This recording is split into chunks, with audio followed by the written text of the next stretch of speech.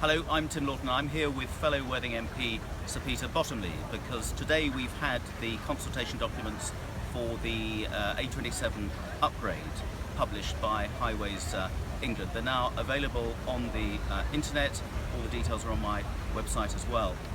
This is the document published this morning. It's deeply disappointing because the only option that Highways England's consultants have come up with is basically tinkering with the 6 main pinch points between Salvington and Lancing, the roundabouts that we know are problematic already, doing some shifting around and changing curves and things like that. I'm sure that will be helpful, but it is not the solution that we need to have a proper improvement to traffic flow, which is what it's all about on our stretch of the A27. So it's a disappointing document, but frankly we aren't surprised because it became increasingly clear that Highways England were struggling to actually come up with solutions within the financial envelope which the Department for Transport had given them. What this document does say, and Peter can talk more about it in a minute, is that there are other options which involve what's called grade separation. That's underpasses and overpasses, which is what we've recommended all along, which will have a meaningful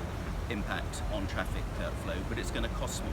So we've just been to see Chris Grayling, the Transport Secretary, to say this isn't going to do the trick, but there are solutions there. We're going to need more money for it. And we think that's achievable, and that's what we're now pressing for. Peter's been to the exhibition in Worthing today and questioned the consultants at first hand and can tell you about our discussions with Chris Grayling just now. I'm grateful to Tim for organising the meeting with the Secretary of State. We're going to go back with the leaders of the District Council, Borough Council and the County Council to put the real case. Worthing and Lancing have got a population much bigger than Chichester and Arundel. They allocated £500 million for them and virtually nothing for us. For the local residents, for our local business, our economy, and for road casualty reduction, we've got to have proper roads. For the 30 to 60% of traffic who want to go quite some way, not all the way along the A27 through the district, and for local traffic needs to come on.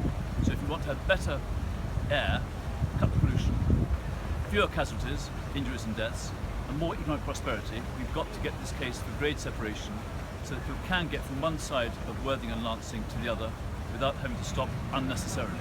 So trust us to keep fighting, and we hope everyone will join with us. Best protection for local residents, best protection for local movers, and that's the people going to college, people going to local businesses all the way from Shoreham across to Worthing, and I think that we will succeed. We have to be persistent, we have to work together. If you look at this here, where is the grade separation? There isn't one. It's not good enough. Yeah. So we're going to be recommending to the A27 working group, which we set up a couple of years back with Tom Y as the chair, which involves all the political parties. We don't want this to be a party political matter.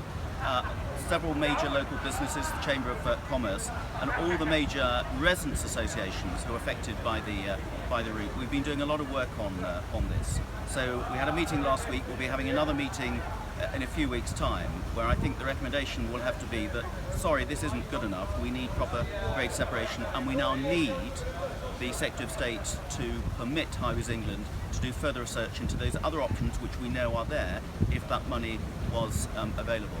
There are, over the next few weeks, there's a consultation exercise. I would absolutely urge constituents, anyone with an interest in this, in Worthing, Lancing, Sompting and beyond, to go online, to go to the consultation meetings, see exactly what's on offer, and then express your views. But we really do need to be united on this. That was the lesson from where Chichester went wrong, and it was the lesson from why Worthing never got the bypass that we should have had way back in the 1990s, or we wouldn't be having this conversation now.